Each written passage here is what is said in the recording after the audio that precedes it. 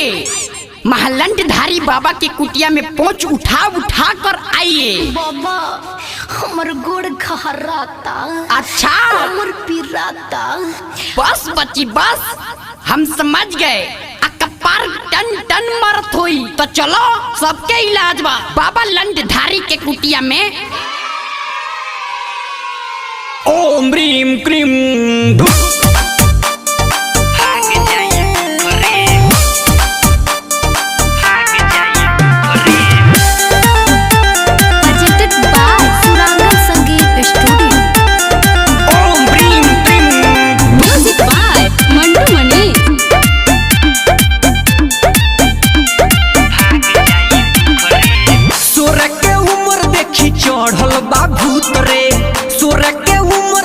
चढ़ल बा भूत रे, ढोरी घोपा वाले तोर भाग जाई दुख रे।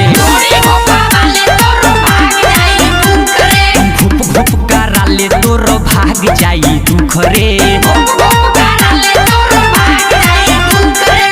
तनका निहुर हई कुटिया में ढूक रे, तनका निहुर हई कुटिया में ढूक रे। घुप घुप कराले तोर भाग जाई दुख रे। ढोरी घुप घुप कराले तोर भाग जाई दुख रे।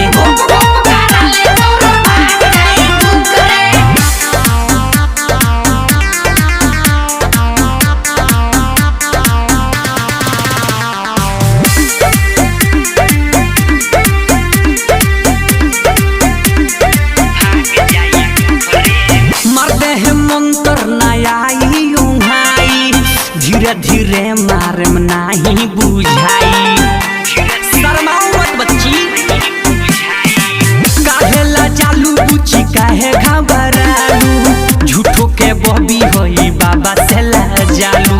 ढोरी पर मोले दे भस्मो भभूत रे, ढोरी पर मोले दे भस्मो भभूत रे। ढोरी घोपा वाले तोर भाग जाई भूत रे। घुप घुप कराले तोर भाग जाई दुख रे। करे देनी मन से हो न जाए चूक रे, करे देनी मन से हो न जाए चूक रे। ढोरी घोपा वाले तोर भाग जाई दुख रे। ढोरी घुप घुप कराले तोर भाग जाई दुख रे।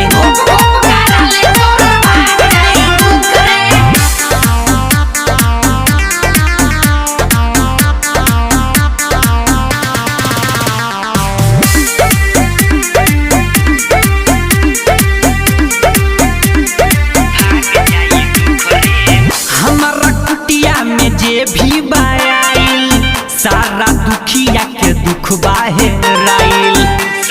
आपका भी हर लेंगे। बाबा के मारल पूछी जाला ना पावे, कहाँ कहाँ के लोग कुटिया में आवे। राजा रंजित राही गोलू से पूछ रे, राजा रंजित राही बबलू से पूछ रे। ढोरी घोपा वाले तोर भाग जाई दुख रे। घुप घुप कराले तोर भाग जाई दुख रे।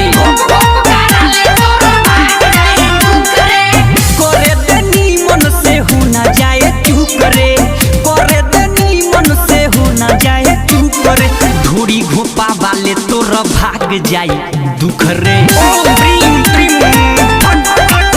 ढोरी घुप घुप कराले तोर भाग जाई दुख रे।